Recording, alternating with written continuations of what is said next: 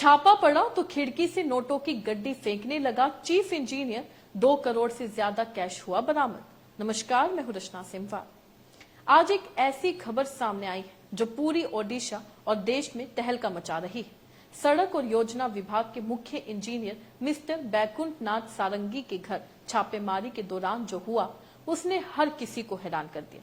जब vigilance team उनके घर पहुंची तो उन्होंने पैनिक में आकर अपने फ्लैट की खिड़की से 500 रुपए के नोट्स की बंडल बाहर फेंकने शुरू कर दी, लेकिन विजिलेंस टीम ने पूरे ध्यान और सावधानी से उन सभी नोटों को रिकवर कर लिया। इस छापेमारी में कुल 2.5 करोड़ रुपए से ज्यादा कैश बरामद हुआ है, जो करप्शन और इलीगल संपत्ति जमा करने के गंभीर आरोपों को साबित करता है। आज हम इस पूरी कहानी को डिटेल में समझाएंगे, कैसे ये केस सामने आया, आखिर कितनी बड़ी रकम मिली और सरकार इस पर क्या एक्शन ले सकती है। तो आइए बताते हैं। दरअसल ओडिशा विजिलेंस डिपार्टमेंट ने अपने इनकम से ज्यादा संपत्ति यानी डीए केस के आरोप में मुख्य आरोपी बैकुंठ नाथ सारंगी के खिलाफ बड़ा ऑपरेशन चलाया। इस ऑपरेशन में अंगुल, भुवनेश्वर और पुरी के कई जगहों पर छापेमारी की गई।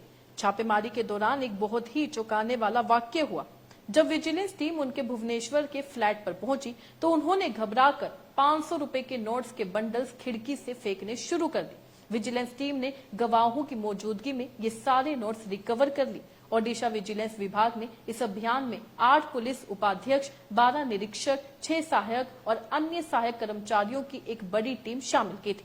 छापेमारी में मुख्य आरोपी बैकुंठ नाथ सारंगी के आवासीय और कार्यालय स्थानों को निशाना बनाया गया। बता दें, अंगुल के घर से 1.1 करोड़ रुपए और भुवनेश्वर के फ्लैट से लगभग 1 करोड़ रुपए कैश बरामद हुआ। इसके अलावा पुरी, शिक्षकपाड़ा, लोकियपासी और मटिया साही में भी छापेमारी की गई। कुल मिलाकर अंगुल और भुवनेश्वर के ठिकानों से 2.1 करोड़ रुपए नकदी बरामद हुई। गिनती मशीनों से नोट गिनते गिनते अधिकारियों के भी पसीने छूट गए थे। विजिलेंस विभाग अब उनके बैंक अकाउंट्स, एसेट्स और फाइनेंशियल ट्रांजैक्शंस की गहरी जांच कर रहा है।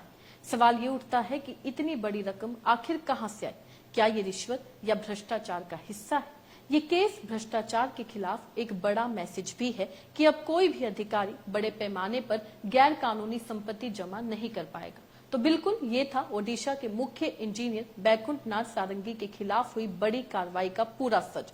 2.1 करोड़ रुपए से ज्यादा कैश बरामद होना केवल एक शुरुआत है। अब सवाल ये उठता है, क्या ये सिर्फ एक आइसोलेटेड केस है या हमारे सिस्टम में कहीं गहरे भ्रष्टाचार का आईना?